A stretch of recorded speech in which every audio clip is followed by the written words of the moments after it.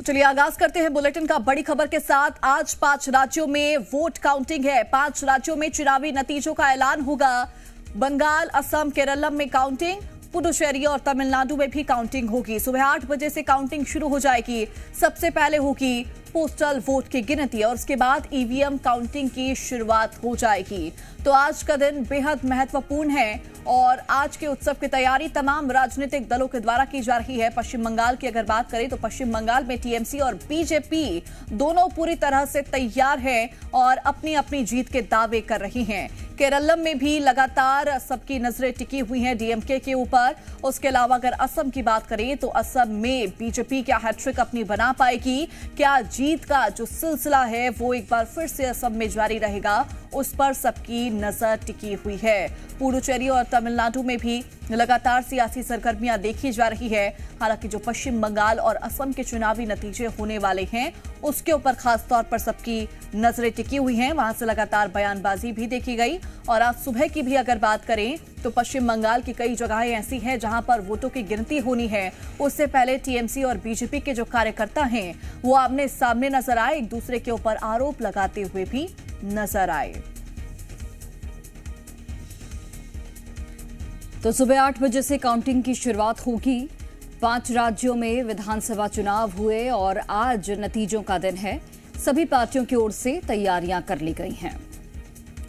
तो आज बंगाल चुनाव के नतीजे आएंगे। 293 सीटों के नतीजे आ जाएंगे। काउंटिंग की तैयारी पूरी कर ली गई है। मतगणना को लेकर प्रशासनिक अमला तैनात है, अलर्ट जारी किया गया है। एक सीट का नतीजा 24 मई को आएगा। फाल्टा सीट का नतीजा 24 मई को आएगा, लेकिन आज 293 सीटों के नतीजे आ जाएंगे। तो पश्चिम बंगाल में टीएमसी और बीजेपी के बीच कड़ा मुकाबला। दोनों ही पार्टियों ने ताकत झोंकी और आज परिणाम का दिन है, नतीजों का दिन है। सुबह 8 बजे से काउंटिंग की शुरुआत होगी। पहले पोस्टल बैलेट की काउंटिंग होगी और उसके बाद ईवीएम की काउंटिंग शुरू होगी। इससे लेकर तमाम इंतजाम किए गए हैं। व्यापक इंतजाम है प्रशासनिक स्तर पर। हर एक काउंटिंग सेंटर्स पर इंतजाम किए गए हैं और इसके साथ ही पार्टियों की तैयारियां भी हैं, क्योंकि दोपहर बाद से तस्वीरें साफ होने लगेंगी। तो जश्न की तैयारियां भी टीएमसी और बीजेपी के कार्यकर्ता कर रहे हैं। 5 राज्यों में चुनावी नतीजों का आज ऐलान होना है।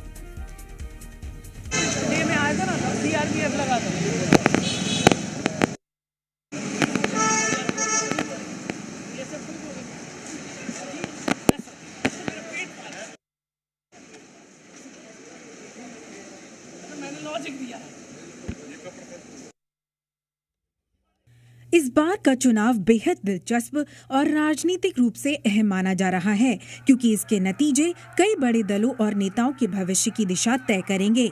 सबसे पहले पोस्टल बैलेट की गिनती की जाएगी, उसके बाद ईवीएम के मत खोले जाएंगे। इस चुनाव में जहां क्षेत्रीय दल अपनी पकड़ बनाए रखने की कोशिश में है, वहीं भारतीय जनता पार्टी, कांग्रेस और वाम दल भी अपनी राजनीतिक जमीन मजबूत करने के इरादे से मैदान में है। पश्चिमी बंगाल में तृणमूल कांग्रेस और एनडीए की प्रतिष्ठा दांव पर लगी है। चुनाव आयोग ने मतगणना प्रक्रिया को पारदर्शी, शांतिपूर्ण और सुरक्षित बनाने के लिए भारी संख्या में केंद्रीय बलों की तैनाती की है।